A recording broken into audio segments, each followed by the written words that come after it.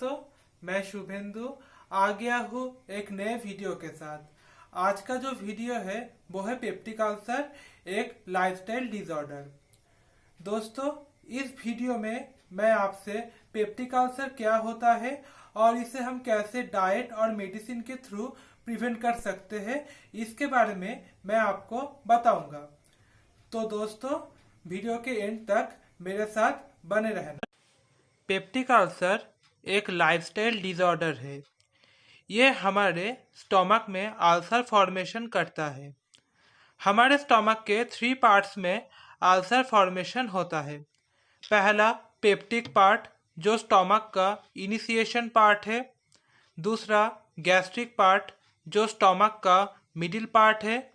तीसरा डुओडिनल पार्ट, जो स्टोमक का एंड पार्ट है। पेप्टिक अल्सर में जो अल्सर होता है उसको हम पेप्टिक अल्सर बोलते हैं। गैस्ट्रिक पार्ट में जो अल्सर होता है उसको हम गैस्ट्रिक अल्सर बोलते हैं और डुओडिनल पार्ट में जो अल्सर होता है उसको हम डुओडिनल अल्सर। दोस्तों, अब हम बात करते हैं पेप्टिक अल्सर की मैकेनिज्म को लेकर। दोस्तों, पेप्टिक अल्सर का मैकेनिज्म से हमें पता चलता है पेप्टिक अल्सर कैसे फॉर्म होता है। हमारे स्टोमक में अल्सर फॉर्म 3 तरह से होता है। जब हम जल्दी में खाना खाते हैं तो खाना ठीक से हजम नहीं होता और वो खाना स्टोमक में बहुत देर तक रहते हैं और उसको डाइजेस्ट करने के लिए HCl ह्यूज अमाउंट में निकलता है। इस वजह से स्टोमक का जो म्यूकोसा लेयर है वो उस एसिड के कांटेक्ट में आता रहता है और इसी वजह से अल्सर हो सकता है। अब बात करते हैं सेकेंड मैकेनिज्म की। जब हम किसी बात को लेकर बहुत टेंशन में रहते हैं तब हमारे स्टोमक में एसिड सिक्रेशन होता है।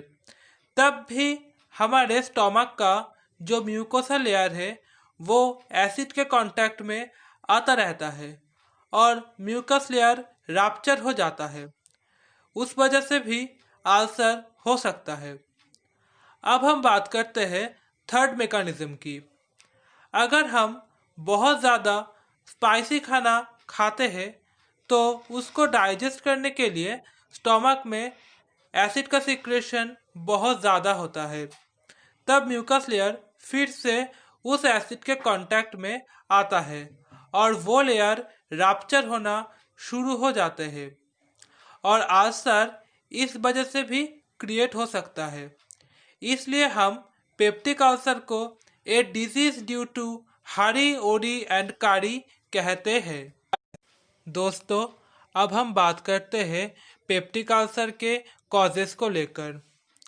दोस्तों, अगर स्टोमक में किसी तरह का कैंसर होता है तो उस कैंसर सेल से ब्लीडिंग होता है और इसी वजह से अल्सर भी क्रिएट होता है। अगर हमारे स्टोमक के पाइलोरिक रीजन में हेलिकोबैक्टर पाइलोरी बैक्टीरिया का इन्फेक्शन होता है तो उस वजह से पाइलोरिक रीजन और डुओडिनल रीजन में अल्सर हो सकता है। अगर हम एक्सेस अमाउंट में अल्कोहल कंजम्पशन करते हैं तो वो अल्कोहल HCl का सिक्रेशन इंक्रीज करता है स्टोमक में और उस वजह से भी अल्सर हो सकता है। अगर हम रेडिएशन यूज करते हैं for the purpose of detection of stomach ulcer तो उस वजह से भी अल्सर हो सकता है। Smoking increase the acid secretion of stomach, मतलब स्मोक करने से HCl का सिक्रेशन इंक्रीज होता है स्टोमक में, तो उस वजह से भी अल्सर हो सकता है। हम अगर ibuprofen, aspirin, anti inflammatory drug ज़्यादा यूज़ करते हैं तो उस वजह से भी अल्सर हो सकता है।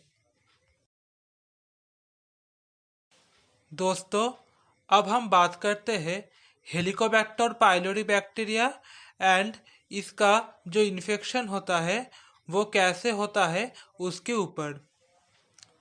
दोस्तों, हेलिकोबैक्टर पाइलोरी एक स्पाइरल शेप बैक्टीरिया है।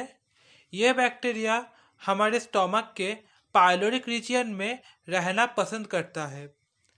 ये बैक्टीरिया फूड के थ्रू हमारे स्टोमक में आता है और सीधा पाइलोरिक रीजियन में चला जाता है।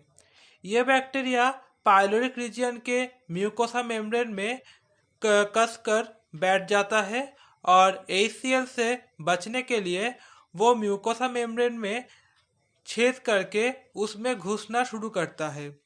इस वजह से पाइलोरिक रीजियन में अल्सर फॉर्म होता है। दोस्तों, अब हम बात करते हैं पेप्टिक अल्सर के साइन एंड सिम्टम्स के ऊपर। पेप्टिक अल्सर में पेशेंट को सीवियर एब्डोमिनल पेन होता है और ये पेन एपिगैस्ट्रिक रीजियन में ज़्यादा होता है, जो हमारे नेवल पॉइंट के ठीक ऊपर है। इसीलिए हम इस पेन को कहते हैं एपिगैस्ट्रिक पेन। दोस्तों, इस डिजीज़ में पेशेंट का डाइजेशन ठीक से नहीं होता और पेशेंट इंडाइजेशन का शिकार होता है। इस डिजीज़ में पेशेंट का खाने का इच्छा चला जाता है और इसको हम बोलते हैं loss of appetite. Peptic ulcer में पेशेंट को नौशिया, वॉमिटिंग भी होता है और वॉमिटिंग के साथ ब्लड निकलता है पेशेंट के मुंह से। पेशेंट में गैस होता है और इसको हम कहते हैं फ्लैटुलेंस। इस डिजीज़ में पेशेंट को सीवियर हार्ट बर्न का फीलिंग होता है। दोस्तों, अब हम बात करते हैं पेप्टिक अल्सर के कॉम्प्लिकेशंस के ऊपर। पहला है अल्सर फॉर्मेशन। यह स्टोमक का म्यूकोसा लेयर ACL के कांटेक्ट में आता है और वो लेयर धीरे धीरे रैप्चर होता है और लास्ट में अल्सर फॉर्म होता है। नेक्स्ट है ब्लीडिंग। अल्सर फॉर्मेशन के बाद उस अल्सर वाले साइड से ब्लीडिंग होना शुरू होता है और उस वजह से पेशेंट एनीमिक हो जाता है। लास्ट में आता है perforation of ulcer. Mucus layer का रैप्चर का प्रोसेस कंप्लीट होने के बाद अल्सर वाले साइड में एक होल हो जाता है। इस होल से ब्लड बाहर आता है। दोस्तों, अब हम बात करते हैं पेप्टिक अल्सर के डायग्नोसिस के ऊपर।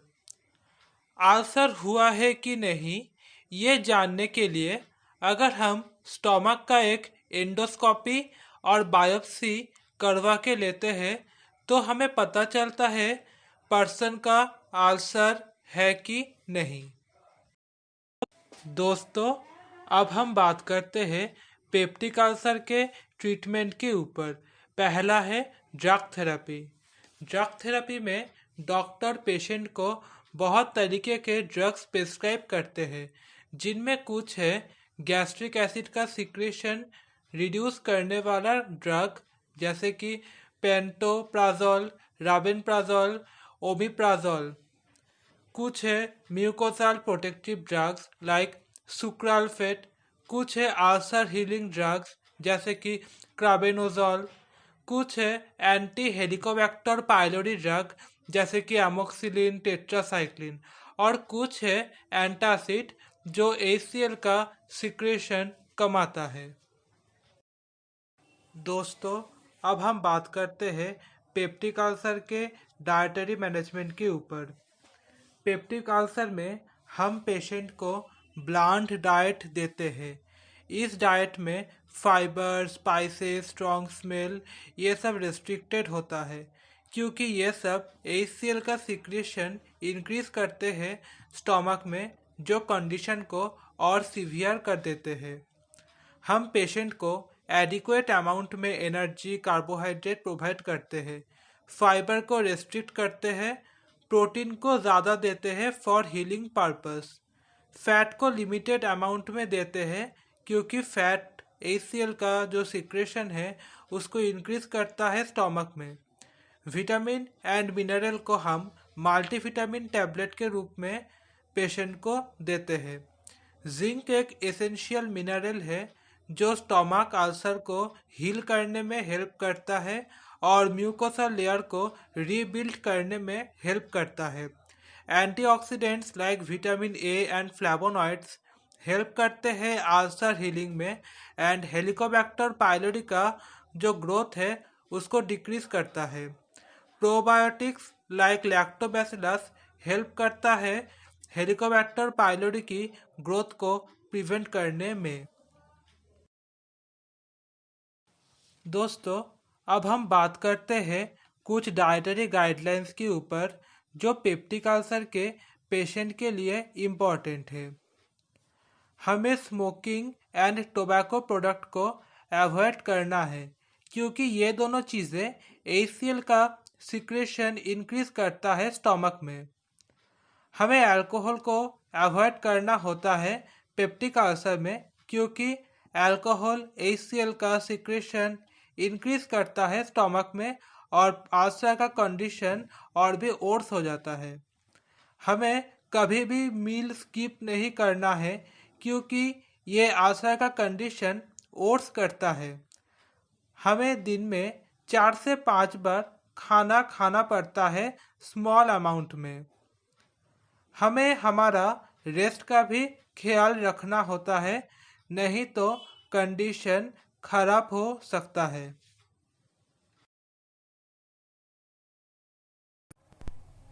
अगर मेरा वीडियो आपको पसंद आया तो मेरे वीडियोस को लाइक कीजिएगा और खूब सारा शेयर कीजिएगा और मेरे चैनल को भी सब्सक्राइब कर दीजिएगा।